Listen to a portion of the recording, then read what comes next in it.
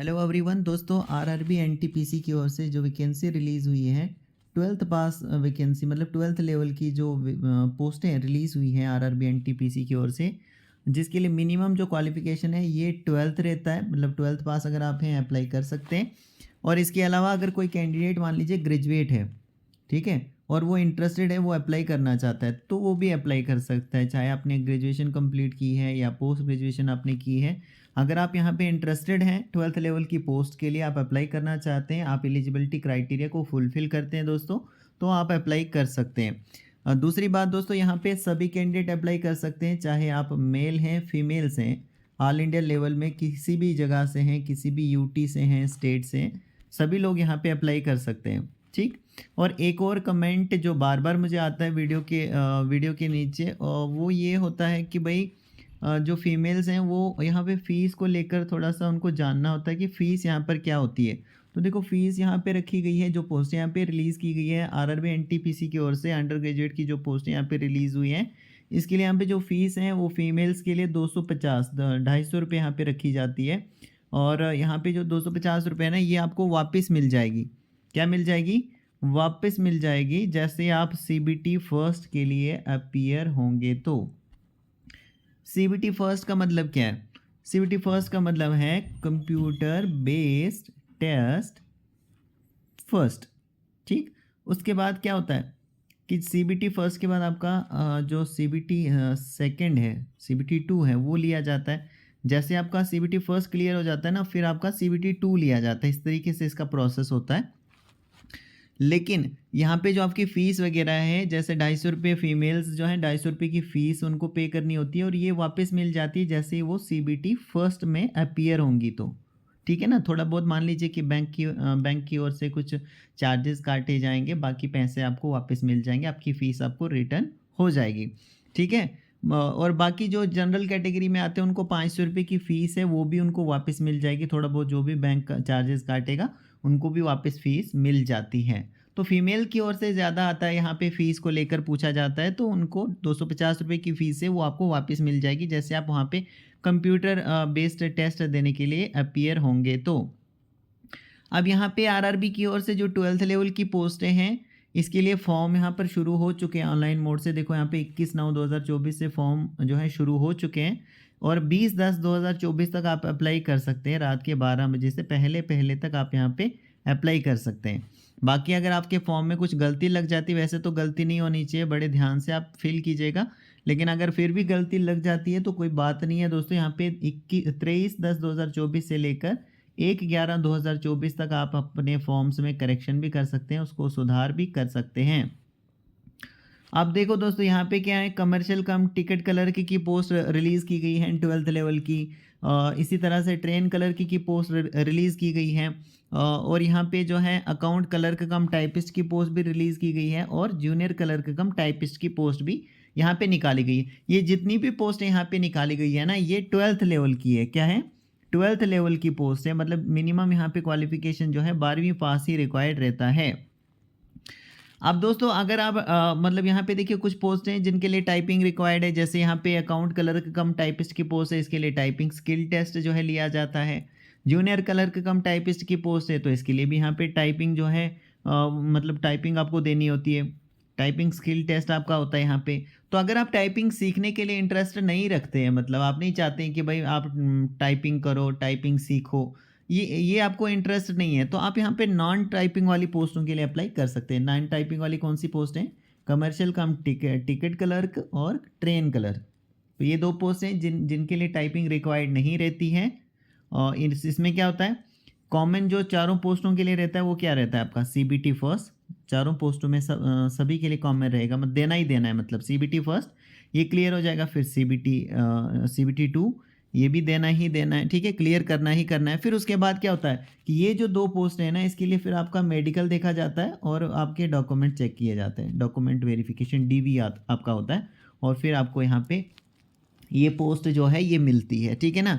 लेकिन यहाँ पे क्या होता है, ये जो दो पोस्टें जो टाइपिंग वाली हैं, तो इसमें क्या होता है, सीबीटी फर्स्ट तो यहाँ पे होता ही होता है, ये क्लियर हो जाता है, फिर सीबीटी टू लिया जाता है, ये भी क्लियर होगा, फिर आपको टाइपिंग स्किल टेस्ट जो है यहाँ पे लिया जाता है। Typing skill test, typing skill test यहाँ पे होता है और टाइपिंग स्किल टेस्ट के बाद फिर आपका मेडिकल भी देखा जाता है और डॉक्यूमेंट वेरिफिकेशन होते हैं। इस तरीके से फिर यहाँ पे इन पोस्टों के लिए आपकी सिलेक्शन होती है। तो दोस्तों यहाँ पे हम ये बात करेंगे कि जैसे ये टाइपिंग वाली पोस्ट है ना, तो इसके लिए आपकी टाइपिंग कितनी देखी जाती है। मतलब आपको टाइप तो करना होता है कंप्यूटर पर, हिंदी में टाइप करना होता है या फिर इंग्लिश में आपको टाइप करना होता है, तो आपकी स्पीड वगैरह जो है वो कितनी यहाँ पे देखी जाती है। फ़ॉन्ट वगैरह कौन कौन सा अवेलेबल यहाँ पे होता है कंप्यूटर पर, ठीक है। तो इस पे हम ज़्यादातर फोकस करेंगे।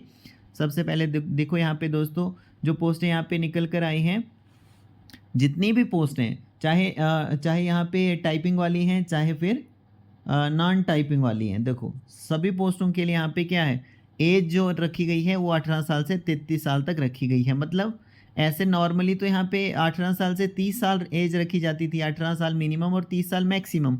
लेकिन अब यहाँ पे अनरिजर्व वालों के लिए 3 साल यहाँ पे उनको एक तरह से मतलब छूट दी गई है, एक तरह से रिलैक्सेशन दिया गया है, क्योंकि काफ़ी देर से जो है रेलवे की ओर से पोस्टें फिल नहीं की गई थी ड्यू टू कोविड-19। मतलब उसमें जो है काफ़ी इफ़ेक्ट पड़ा था उससे, तो उसके कारण यहाँ पे 3 साल इन्होंने एक्स्ट्रा दिया है। ये इसी साल के लिए आपको रिलैक्सेशन दिया गया है। नेक्स्ट ईयर से जो यहाँ पे एज है वो 18 साल से 30 साल ही यहाँ पे रखी जाएगी अनरिजर्व वालों के लिए। तो इस साल आप 18 साल से 33 साल तक अगर आप आते हैं 1/1/2025 को, तो आप यहाँ पे अप्लाई कर सकते हैं, ठीक है दोस्तों। टोटल अगर पोस्टों की बात करें तो यहाँ पे क्या है, टोटल पोस्टें कितनी हैं, यहाँ पे टाइपिंग और नॉन टाइपिंग वाली टोटल पोस्टें बात करें तो 3445 टोटल पोस्टें हैं।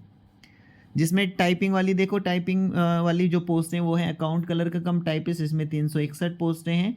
और जूनियर कलर का कम टाइपिस्ट यहाँ पे कितनी है, 990 पोस्टें। और ये जो टाइपिंग वाली पोस्टें हैं ना, ये लेवल 2 की पोस्टें हैं दोस्तों। C2 का यहाँ पे मेडिकल स्टैंडर्ड जो है यहाँ पे देखा जाता है। थोड़ा सा नीचे स्क्रॉल करते हैं दोस्तों, टाइपिंग वाली जो पोस्टें हैं इसी पर ज़्यादा हम फोकस करेंगे यहाँ पे। थोड़ा सा नीचे स्क्रॉल करेंगे, इसके लिए नीचे स्क्रॉल होने के बाद दोस्तों यहाँ पे आप देख सकते हैं अब जो किस तरीके से आपको यहाँ पे शॉर्ट लिस्ट किया जाएगा। जैसे कि CBT फर्स्ट आपका लिया जाएगा, CBT सेकंड आपका लिया जाएगा, तो कहाँ कहाँ से आपको क्वेश्चंस आपके एग्ज़ाम में पूछे जाएंगे, इन सारी चीज़ों की डिटेल यहाँ पे दी गई है। थोड़ा सा इसके लिए नीचे स्क्रॉल करना होगा। अब देखो दोस्तों, C2 का जो मेडिकल स्टैंडर्ड यहाँ पे देखा जाता है टाइपिंग वाली पोस्टों के लिए, तो इसके लिए देखो C2 का मेडिकल स्टैंडर्ड का मतलब क्या होता है कि एक तो आप फिट होने चाहिए, हर तरह से आप फिट होने चाहिए। दूसरा दोस्तों यहाँ पे डिस्टेंट विजन जो है 6/12 यहाँ पे बताया गया है, नील विद 6/12 नील विद या बिना गिलासेस के। और नियर विजन बताया गया है SN 0.6 कंबाइंड विद या विदाउट गिलासेस, जब रीडिंग या फिर क्लोज जो वर्क है वो रिक्वायर्ड रहेगा। तो ये होता है C2 का मेडिकल स्टैंडर्ड। तो जो भी टाइपिंग वाली पोस्टें हैं, लेवल 2 की जो पोस्टें हैं, उसमें यहाँ पे जिसके लिए यहाँ पे आपका टाइपिंग स्किल टेस्ट, आपको टाइपिंग देना पड़ेगा। मतलब टाइपिंग स्किल टेस्ट आपका होगा, कंप्यूटर के ऊपर आपको टाइपिंग करना होगा हिंदी या फिर इंग्लिश में। तो इसके लिए यहाँ पे मेडिकल भी देखा जाएगा। देखो तो मेडिकल क्या है, C2 का है, और C2 का मतलब क्या आता है ये आप यहाँ पे देख लीजिए। इसके अलावा दोस्तों यहाँ पे बताया गया है कि जो भी यहाँ पे कैंडिडेट्स जो हैं जिन्होंने लेसिक सर्जरी कराई है या फिर एनी अदर सर्जरी कराई है रेफ्रेक्टरी एरर को करेक्ट करने के लिए, वो भी यहाँ पे एलिजिबल हैं उन पोस्टों के लिए जिनके लिए मेडिकल स्टैंडर्ड है B2 और C2। मतलब कहने का मतलब क्या है कि जो यहाँ पे मैंने पोस्टें आपको बताई ना टाइपिंग स्किल टेस्ट वाली, जिसके लिए आपको टाइपिंग करना है, तो इसके लिए आप अप्लाई कर सकते हैं। अगर आपने लेसिक सर्जरी वगैरह कराई है तो आप यहाँ पे एलिजिबल हैं अप्लाई करने के लिए। बाकी यहाँ पे सभी कैंडिडेट अप्लाई कर सकते हैं। भारत के किसी भी राज्य से आप बिलोंग करते हैं, किसी भी UT से, किसी भी स्टेट से बिलोंग करते हैं, आप अप्लाई कर सकते हैं। मेल भी अप्लाई कर सकते हैं और फीमेल्स भी अप्लाई कर सकती हैं। आई होप दोस्तों कि यहाँ तक आपको क्लियर हो चुका होगा। बाकी यहाँ पर आप देख लीजिएगा कैटेगरी वाइज जो है आपके डेट ऑफ बर्थ मेंशन की गई है आपकी आसानी के लिए, कि जैसे यहाँ पे देखिए अनरिजर्व और EWS वालों के लिए बताया गया है कि 2/1/1992 से पहले का आपका जन्म नहीं होना चाहिए। OBC नॉन क्रीमी लेयर में अगर आप आते हैं तो 2/1/1999 से पहले का आपका जन्म नहीं होना चाहिए। और SC ST से अगर आप बिलोंग करते हैं तो 2/1/1987 से पहले का आपका जन्म नहीं होना चाहिए। ये आपकी आसानी के लिए बताया गया है दोस्तों। बाकी यहाँ पे कैटेगरी वाइज देख लीजिएगा कितना क्या आपको रिलैक्सेशन देखने को मिल जाता है। और इसके अलावा दोस्तों फ़ीस के रिगार्डिंग मैंने आपको पहले ही बताया था फीमेल्स के लिए ख़ास तौर से, क्योंकि उनका ही ज़्यादातर मुझे कमेंट मिल रहा था फ़ीस को लेकर। तो देखो यहाँ पे जो भी पीडब्ल्यूडी से आएंगे, जो फीमेल्स हैं, जो ट्रांसजेंडर हैं, एक्स सर्विसमैन कैंडिडेट्स हैं, जो एससी एसटी या माइनॉरिटी कम्युनिटीज़ से आते हैं, ईबीसी से आते हैं, इकोनॉमिकली बैकवर्ड क्लास से आते हैं, उनको 250 रुपये फ़ीस है। ऑनलाइन मोड से आपको ये फ़ीस पे करनी है। इंटरनेट बैंकिंग से आप कर सकते हैं, डेबिट या क्रेडिट कार्ड या यूपीआई के थ्रू आप ये फ़ीस पे कर सकते हैं, और ये फ़ीस आपको वापस मिल जाएगी जैसे आप फर्स्ट स्टेज सीबीटी में अपीयर होंगे तो। और इसके अलावा जो ये जो कैटेगरीज़ यहाँ पे मेंशन की गई है ना, इन कैटेगरीज़ को छोड़कर बाकी जो भी कैंडिडेट्स आते हैं, चाहे किसी भी कैटेगरी में आते हैं, इनको छोड़ के उनको 500 रुपये की फ़ीस यहाँ पे करनी है। और ये जो फ़ीस है ये भी आपको ऑनलाइन ही पे करनी है, और ये फ़ीस भी आपको वापस मिल जाएगी। यानी सभी लोगों को फ़ीस तो वापस मिल जाएगी, लेकिन फ़ीमेल्स की बात करें और यहाँ पे स्पेशली अगर, तो फ़ीमेल्स को 250 रुपये ही पे करना है शुरू में, बाद में वापस मिल जाएगी। और बाकी जो अनरिज़र्व से आते हैं, जनरल में आते हैं, उनको 500 रुपये की फ़ीस है जो शुरू में पे तो करनी है आपको, लेकिन बाद में वापस मिल जाएगी। थोड़ा बहुत जो भी चार्ज बैंक काटेगा, बाकी फ़ीस आपको मिल जाएगी। आई होप दोस्तों यहाँ तक सारी चीज़ें क्लियर हो चुकी होंगी। अगर क्लियर नहीं हो रही है, कोई डाउट है दोस्तों, आप मुझे कमेंट के ज़रिए बता सकते हैं, ठीक है, कोई प्रॉब्लम नहीं है। बाकी यहाँ पे हम देखेंगे दोस्तों कि जो आप एग्ज़ाम दोगे, जो सीबीटी वगैरह दोगे, सीबीटी में जो है कहाँ कहाँ से आपको क्वेश्चंस वगैरह पूछे जाते हैं, ये भी हम यहाँ पे देखने वाले हैं। और टाइपिंग स्पीड वगैरह आपकी क्या देखी जाएगी, फ़ॉन्ट वगैरह जो है कौन कौन सा अवेलेबल होगा यहाँ पे कंप्यूटर पर, ये भी हम यहाँ पे देखने वाले हैं।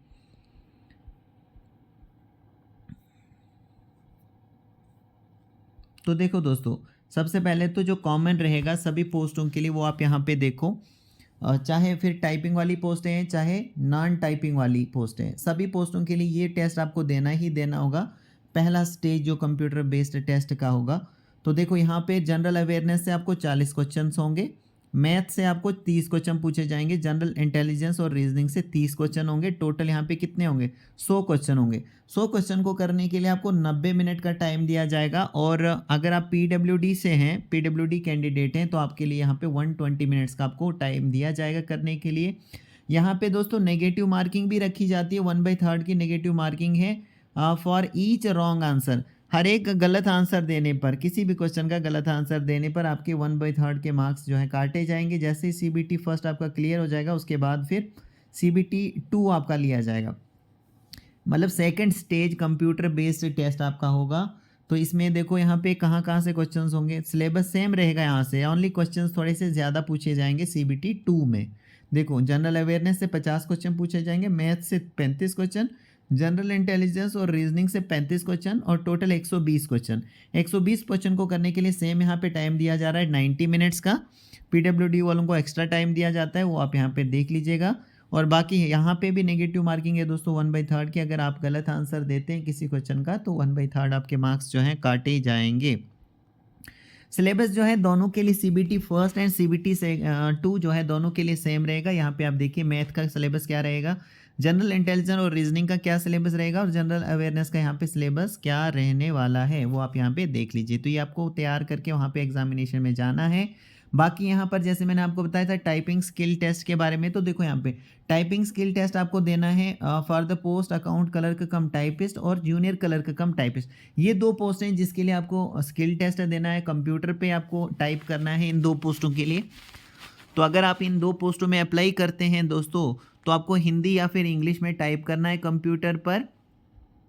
और यहाँ पे जो है ये जो टाइपिंग स्किल टेस्ट है ये क्वालिफाइंग नेचर का होगा। जो भी मार्क्स वगैरह आप इसमें लेते हो टाइपिंग स्किल टेस्ट में, वो मार्क्स आपके जो हैं वो मेरिट लिस्ट में ऐड यहाँ पे नहीं होने वाले हैं। और अगर आप यहाँ पे चूज़ करते हो कि आपको इंग्लिश में जो है टाइप करना है कंप्यूटर पर, तो 30 वर्ड पर मिनट करके आपको लिखना है। अगर आप हिंदी में अगर आप इंग्लिश में लिखते हो तो ठीक, अगर आप हिंदी में लिखते हो तो 25 वर्ड पर मिनट करके आपको कंप्यूटर पे लिखना है दोस्तों, बिना एडिटिंग टूल्स के और स्पेल चेक फैसिलिटी के, ठीक है ना। और यहाँ पे अगर आप हिंदी दोस्तों चूज़ करते हो, हिंदी अगर आप चूज़ करते हो टाइप करने के लिए, तो यहाँ पे देखो आपको यहाँ पे अगर आप हिंदी चूज़ करते हो कि भाई हिंदी में आप टाइप करोगे, तो यहाँ पे देखो आपको 2 फॉन्ट्स मिलेंगे हिंदी में, एक तो कृति देव और दूसरा मंगल फॉन्ट। ये 2 फ़ॉन्ट आपको मिलेंगे वहाँ पे कंप्यूटर पर। इसलिए जब भी दोस्तों आप हिंदी में टाइपिंग वगैरह सीख रहे हैं तो यही 2 फ़ॉन्ट्स में सीखिए, क्योंकि आपका जो एग्ज़ामिनेशन है, टाइपिंग स्किल टेस्ट जो है यहाँ पे इन्हीं 2 फ़ॉन्ट्स में, वहाँ पे आपको 2 ही फ़ॉन्ट्स आपको वहाँ पे एग्ज़ामिनेशन में देखने को मिलने वाले हैं। फिर आपका डॉक्यूमेंट वेरिफिकेशन होगा, सभी पोस्टों के लिए सेम रहेगा। ओनली टाइपिंग की पोस्टों के लिए आपका टाइपिंग जो है रहेगा, बाकी जो भी बाकी पोस्टों के लिए रहेगा वही जो है कॉमन रहेगा सभी पोस्टों के लिए। ठीक है ना? मतलब मेडिकल सभी पोस्टों के लिए होने वाला है। ये चीज़ अलग है कि भाई मेडिकल अलग-अलग देखा जाता है, जैसे A2 का मेडिकल स्टैंडर्ड होता है, B2 का मेडिकल स्टैंडर्ड होता है, C2 का मेडिकल स्टैंडर्ड होता है, ठीक है? लेकिन मेडिकल तो होगा ही होगा सभी पोस्टों के लिए, ठीक? डॉक्यूमेंट वेरिफिकेशन भी सभी पोस्टों के लिए होने वाला है। बाकी सीबीटी फर्स्ट यानी फर्स्ट स्टेज जो कंप्यूटर बेस्ड टेस्ट होगा, ये भी सबको देना ही देना है। सीबीटी 2 जो है, ये भी सभी को देना ही देना है, ठीक है ना? तो आई होप दोस्तों कि आपको ये सारी चीज़ें जो हैं क्लियर हो रही होंगी। यहाँ पे देखो ये 4 पोस्टें फिर से मेंशन की गई हैं, कमर्शियल कम टिकट कलर की, ये लेवल 3 की पोस्ट है, जिसके लिए यहाँ पे जो है कोई भी स्किल टेस्ट रिक्वायर्ड नहीं रहेगा। और ट्रेन कलर की जो पोस्ट है ये लेवल 2 की पोस्ट है, इसके लिए भी कोई भी यहाँ पे स्किल टेस्ट रिक्वायर्ड नहीं रहेगा। बाकी यहाँ पे सीबीटी फर्स्ट सभी पोस्टों के लिए कॉमन है, सीबीटी सेकंड भी सभी पोस्टों के लिए यहाँ पे कॉमन होने वाला है। बाकी आपको दोस्तों ऑनलाइन ही अप्लाई करना है। अगर आप इंटरेस्टेड हैं दोस्तों अप्लाई करने के लिए, आप एलिजिबिलिटी क्राइटेरिया जो मैंने आपको बताया, अगर आप एलिजिबिलिटी क्राइटेरिया को फुलफ़िल करते हैं तो आप यहाँ पर इन पोस्टों के लिए अप्लाई कर सकते हैं। होप करता हूँ दोस्तों कि आपको ये सारी चीज़ें जो हैं वो क्लियर हो चुकी होंगी। स्टिल अगर आपका कोई डाउट है तो आप मुझे कमेंट के ज़रिए पूछ सकते हैं। दोस्तों आप सबका बहुत-बहुत थैंक यू।